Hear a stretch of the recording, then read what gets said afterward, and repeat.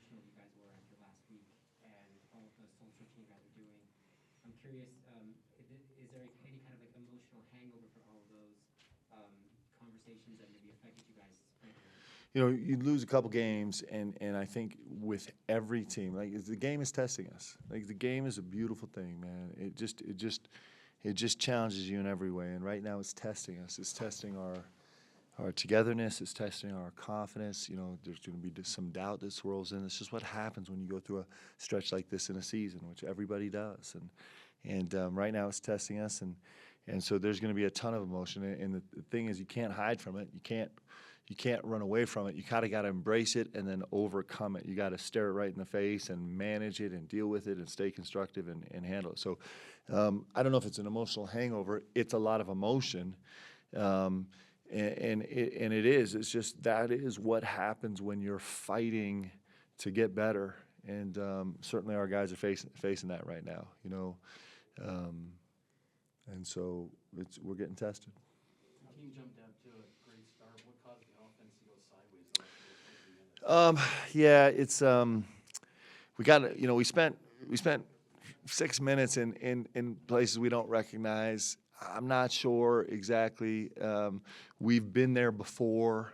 It might be a little bit rotation, which we're just like, you know, I'm still just fighting so hard to figure out how to reconcile numbers and feel and look and growth and all those things, and I'm not doing a good job right now, and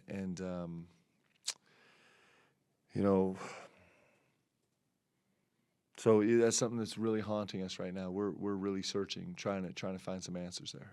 You mentioned the losing streaks testing your team, and how is it testing the best locker room in America mantra you guys have? It's really testing us a lot. Like it's really testing us a lot.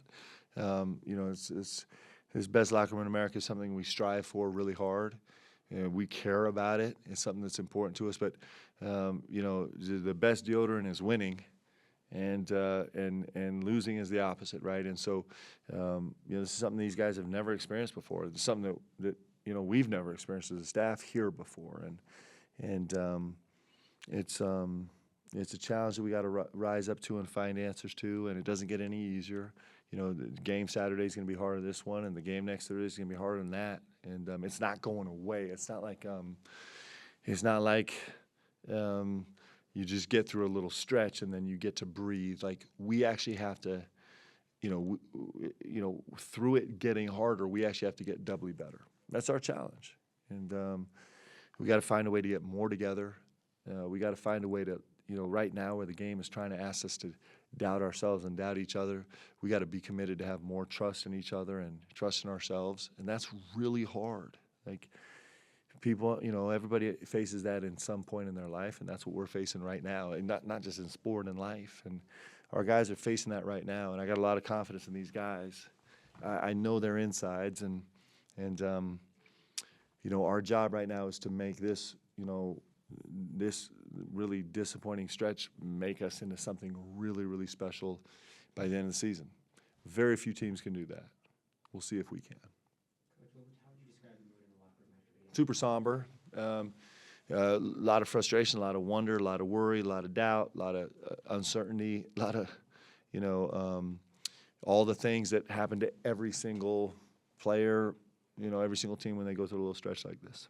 What was the thought process like to make a starting lineup change, getting for Caleb? Yeah, we thought we'd purchase a little bit more space on the floor, especially against the way they start with two bigs. You know, they kind of, you know, they're so big. I mean, clearly, as you could see today, the defensive glass was really complicated for us all night long, and we thought we could purchase a little more space, and we didn't get great results from it. But you know, it's a small sample size, and we'll keep working ahead. You know, we might adjust the lineup, you know, every game from here on out, just because we're, you know, you're taking all the data you have, but then you're also trying to anticipate the growth of guys, and so it's a little bit artistic. I think there was a stretch of like 10 minutes or so where Alex was the only person who had a field goal for you guys. How do you kind of get more contributions from the rest of the group? Yeah, it's that is not. There's no easy answer to that. You know, we tried to, you know, we've had, you know, we're trying to find the things that settle us. For example, in the past, it's been you know, post catches have always settled us, right? Working out of the post. And we're just not there yet. So we miss that. In the past, like continuity, third side stuff has helped us, and we're a little sticky, a little discombobulated, a little lacking trust, a little pressing the issue too much, and so it's hard to save us there. Play calls have saved us in the past, and we're still we're still fighting some communication issues right now, and so that's been complicated.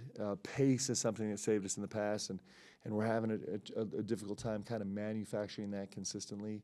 So we got a lot of bullet points of things where we just got to, we're not far away,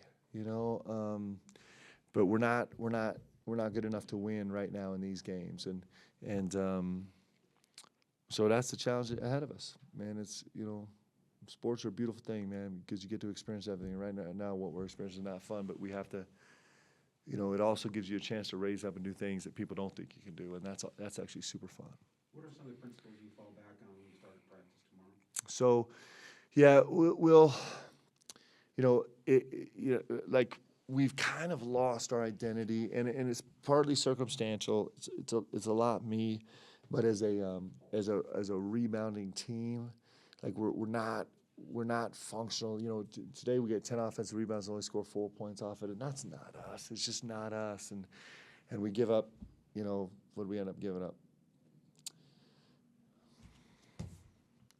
We end up giving 12, giving up 12 offensive rebounds, and that's not us. And we end up losing the rebounding game by 7, and that's just not us. Like, that is a foundational principle. We'll answer that with this game on Saturday. Like, that's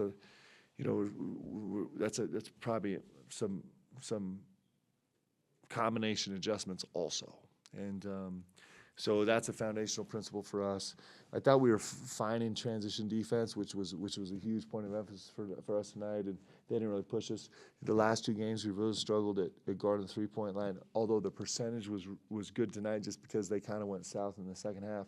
That stretch, the last 7 minutes of the first half was really brutal for us, actually challenging stats. Now, also credit San Francisco. I mean, Bouye, knocks down a 40-footer at the end of the half, and the Shabazz first 3 in the corner where they called a foul, I thought was super, super unfortunate. It just is unfortunate. It's a tough call, a tough angle for the ref, but it's clearly not the right call, and so there's some instance, situational stuff like that's hard for us.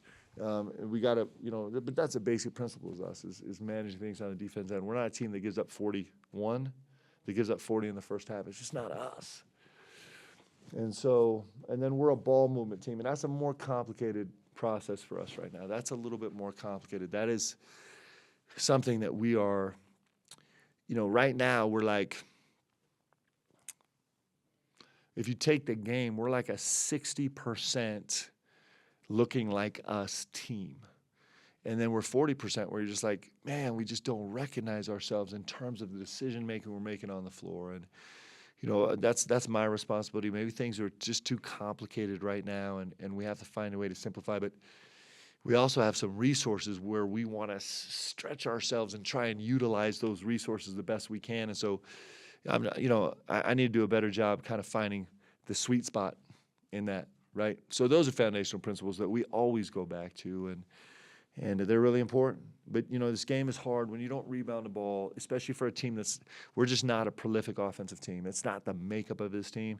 When we don't rebound the ball, our game gets really hard, and when we don't guard the 3-point line for stretches, the game gets really complicated. And we got to, we'll start with those things. Coach, how much of a concern would you say it is that at this point of the season, the team is starting to lose its identity, as you say? I think every team goes through ebbs and flows.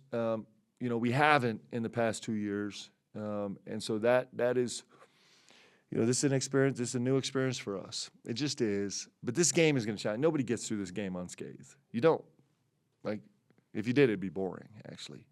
And right now we're getting beat up a little bit, and we're getting tested. And it's, if I'm good at my job, which we'll see if I am this year, then we'll find answers, and we'll find, we're going to come out of this actually stronger. And, this is the question, is every team goes through this, and the question is, are you going to kind of break apart and you're going to fragment, and you're going to kind of limp out of the season, or are you going to have like just unbelievable commitment and fight and kind of come over this really come out of it better? Like, can we let this make us better? Can this be our UCLA moment last year? And so somehow we fight so hard to grow more that we're actually steeled and tougher as we get to the postseason. Like I said, very few teams can do that, but I got a lot of faith in these guys. Tiki had a career high in points and blocks. How has he been able to develop so quickly these past couple? Yeah, I mean, he's been perfect in the field the last 2 games, right? I think that's true, isn't it? And I thought he was terrific tonight. It's this game just drives you crazy, doesn't it? Because you look at a Tiki, and you're like, he's playing great, and we walk into halftime, he's a -15 plus minus. He's the worst plus minus on the team, and it just drives you crazy trying to sort that out. Like, it's super frustrating, and that's just a basic number. Like, man, this team is super interesting because, like, all the numbers are backwards and upside down, and, like, it just is hard to make sense of them. But, like, from my eyes, it makes me feel like I don't know anything about basketball. Because from my eyes, I feel like I thought he was terrific tonight. I thought he was super, super functional.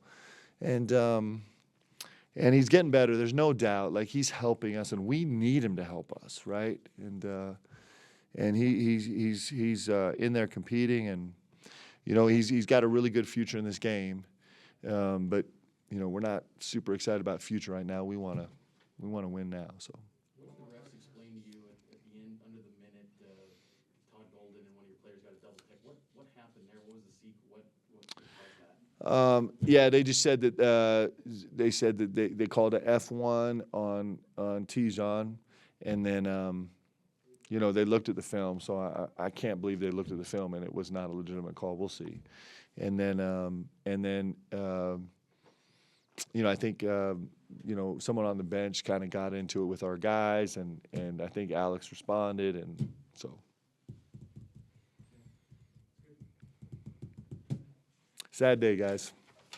We'll see better days.